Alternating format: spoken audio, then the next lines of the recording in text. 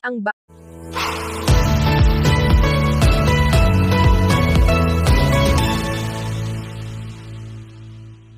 Tagalog Chinese Horoscope, November 28, 2023.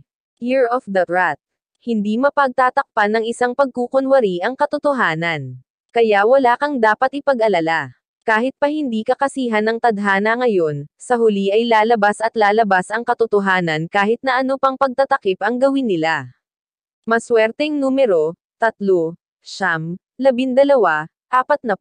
Year of the Ox. Nasa sayo ang mga katangian ng isang tunay na leader kaya hindi ka dapat mag-alinlangan na tanggapin ang alok sayo ng nakararaming miyembro. Makakaya mo silang pamunuan sa kabila ng mga nakaambang pagsubok.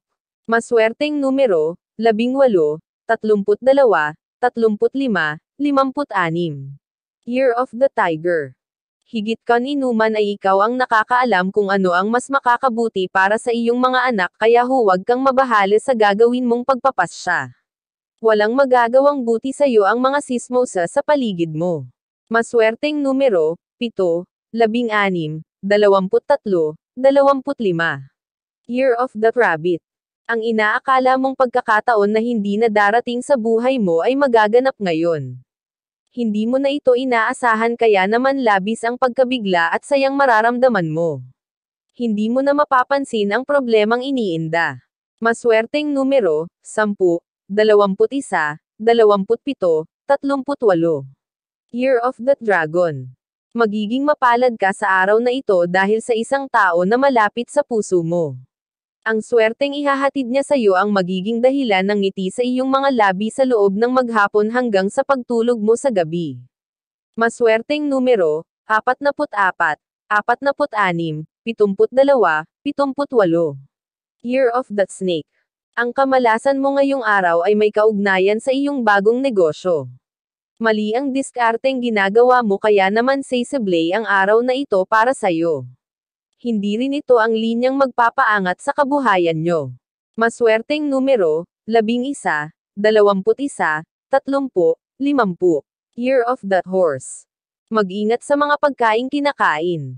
Dapat kang maging mapanuri at maging health conscious dahil malapit ka ngayon sa mga karamdaman na ang pagmumulan ay maruming pagkain at hindi masyadong lutong pagkain. Maswerteng numero, 25, 33, 47, 65. Year of the Sheep. Kung alam mo nang mali ang iyong ginagawa ay dapat mo na itong tigilan. Maniwala ka sa good karma at bad karma. Kung ayaw mo na maranasan ang huli ay gawin mo ang una. Hindi mo na dapat hintayin pa na madama mong mabuti ang pagkakamali. Maswerteng numero, 18, 24, 26, 34. Year of the Monkey. Malapit nang magwakas ang iyong paghihintay sa isang malaking biyaya kaya hindi ka na dapat mainip pa. Ang katatagan na ipinakita mo nitong mga nagdaang araw ay sapat ng dahilan para mapasayo ang inaasam mo. Maswerteng numero, 13, 14, 45, 56. Year of the Rooster. Isang tao mula sa iyong nakaraan ang magbabalik, subalit hindi para maging bahagi ulit ng buhay mo kundi para ipaalala sa iyo ang obligasyon na halos nakalimutan mo na dahil sa mga bagong kaibigan na pumasok sa buhay mo. Maswerteng numero, 35, 38, 50, 60. Year of the Dog. Makakaramdam ka ng takot dahil muling mananariwa sa iyo ang multo ng iyong nakaraan. Hindi mo na ito gustong maalala subalit sasagi ito sa isip mo nang hindi sinasadya dahil sa isang bagong kakilala na may kinalaman dito. Maswerteng numero, 20, 31, 54, 66. Year of the Pig. Isang magandang araw ito para sa'yo.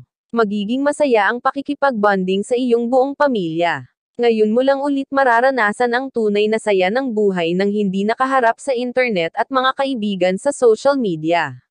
Maswerteng numero, 55, 68, 69, 73.